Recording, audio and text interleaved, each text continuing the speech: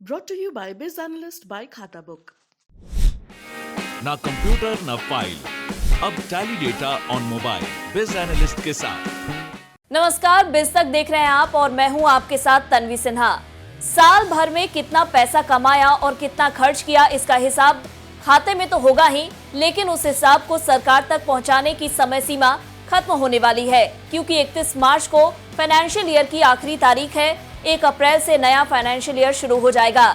ऐसे में financial year की आखिरी तारीख से पहले जरूरी कामों को समय रहते निपटा ले, नहीं तो कई परेशानियों का सामना करना पड़ सकता है। और बड़ी बात ये कि अगर आप ऐसा नहीं करते हैं तो इसमें आपको जुर्माना भी भरना पड़ सकता है। तो जुर्माने से बचने के लिए जरूरी है कि 31 तारीख से पहले आप जरूरी काम जरूर खत्म कर ले।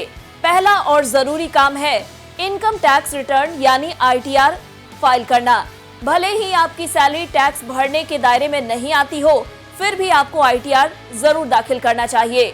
ITR दाखिल करने के लिए आखिरी तारीख 31 मार्च है। अगर आप ITR जमा नहीं करते हैं तो आप पर जुर्माने की कार्रवाई की जा सकती है। यदि आपकी आय 5 लाख रुपए से कम है तो 1000 पेनल्टी भरनी होगी, और अगर आप 31 मार्च के बाद रिटर्न दाखिल करते हैं तो ये और बढ़ सकती है। वहीं वित्त वर्ष के लिए रिटर्न भरने की मूल समय सीमा खत्म होने के बाद बिलेटेड रिटर्न फाइल किया जाता है। इसके लिए करदाता को 10,000 रुपए पेनल्टी देनी पड़ती है।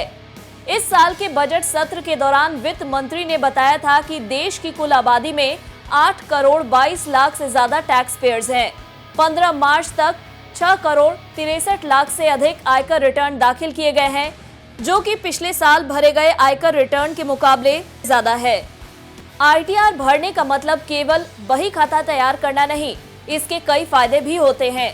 ITR भरकर आपको सबसे बड़ा फायदा तो यही होता है कि आप पर पेनल्टी नहीं लगती। इनकम टैक्स रिटर्न भरने से कैपिटल गेन के नुकसान को भी कवर किया जा सकता है। अगर आप नियमित रूप से ITR भरते हैं तो भले ही आपकी सैलरी कितनी भी हो, आपको लोन लेने में काफी आसानी हो जाती है। ITR भरकर आप टैक्स रिफंड भी क्लेम कर सकते हैं। ITR रिटर्न की कॉपी आपके किसी भी तरह के लोन के लिए या क्रेडिट कार्ड के आवेदन के लिए एक प्रोसेसिंग डॉक्यूमेंट का काम करता है। वीजा के आवेदन के वक्त बहुत सारे देश ITR की कॉपी मांगते हैं, तो ये वीजा के आवेदन में आपके काम आएगा। दूसरा, टैक्स रिटर्न डालने के ढेर सारे फायदे हैं। सबसे पहले कई सारी जगहों पे, स्पेशली जैसे आप बैंक लोन लेने के लिए जाते हैं, हाउसिंग लोन लेने के लिए जाते हैं, वहाँ कंपलसरी कि आप 3 साल का रिटर्न दें। तो अगर आपके पास ITR होगी नहीं तो आप वो कर नहीं पाएंगे। दूसरा, कहीं भी जाएंगे आप तो आप चूँकि आप असेस्ड होते हैं, आपने इनकम रिटर्न डाल रखा है, तो सरकार के पास आपकी एक इन्फॉर्मेशन अवेलेबल है कि आपके पास एक इनकम है। तो कहीं ना कहीं अगर कोई ट्रांजेक्शन करेंगे, कोई फाइनेंशियल ट्रांजेक्शन करेंगे, तो सरकार उसको चेक कर लेती है। चूँकि सामने वाले ने अपनी इनकम दिखा रखी है तो वो इतना ट्रांजेक्शन कर सकता है, और इसलिए आप नोटिस और पेनल्टी से बच जाते हैं। आपको असेसमेंट या स्क्रूटनी पे नोटिस आने के चांसेस कम हो जाते हैं।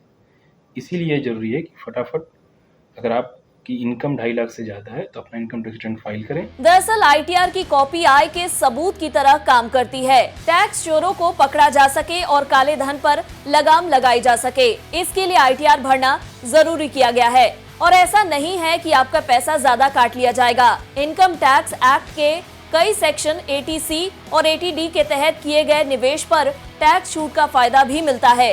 परेशानियों के बोझ से बचने के लिए जरूरी है कि समय रहते आप अपने जरूरी कामों को निपटा ले।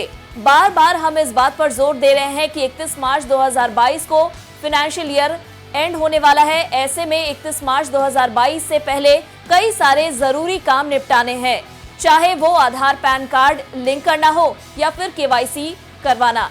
और ऐसा हम इसलिए बोल रहे हैं क्योंकि अगर आप समय से इन कामों को नहीं निपटाएंगे तो आपको नुकसान हो सकता है। सबसे पहले पैन कार्ड को आधार के साथ लिंक करा ले। लिंक कराने की आखिरी तारीख 31 मार्च रखी गई है।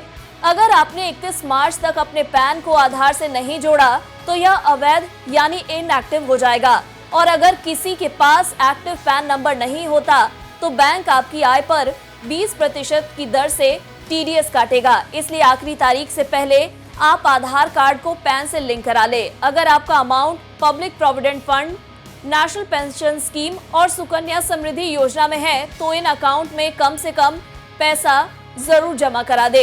यानी अगर आप इस वित्त वर्ष में इन अकाउंट में पैसे नहीं डाल पाए तो अकाउंट एक्टिव रखने के लिए इनमें कुछ रकम जरूर डाल दे। पीपीएफ और एनपीएस में पैसे नहीं डाले जाने पर ये अकाउंट इनएक्टिव कर दिए जाएंगे। पीपीएफ अकाउंट वालों के लिए जरूरी है कि 500 रुपए कम से कम जमा करा दे। वहीं सुकन्या समृद्धि योजना का लाभ लेने वाले लोगों को साल में कम से कम 250 रुपए जमा कराने होंगे और एनपीएस खाता धारकों के लिए जरूरी है कि टियर 1 अकाउंट वाले लोग कम से कम 1000 रुपए जमा करा दे और टियर 2 खाता धारक कम से कम 250 रुपए जरूर जमा करा दे। और अगर इन खातों में न्यूनतम जरूरी रकम नहीं डाली जाती है तो इन्हें दोबारा एक्टिव कराने के लिए आपको जुर्माना देना पड़ेगा। अगर आपको हमारा यह एपिसोड पसंद आया हो तो इसे लाइक और शेयर जरूर करें। साथ ही हमारे चैनल बिज़ तक को सब्सक्राइब करना ना भूलें। धन्यवाद।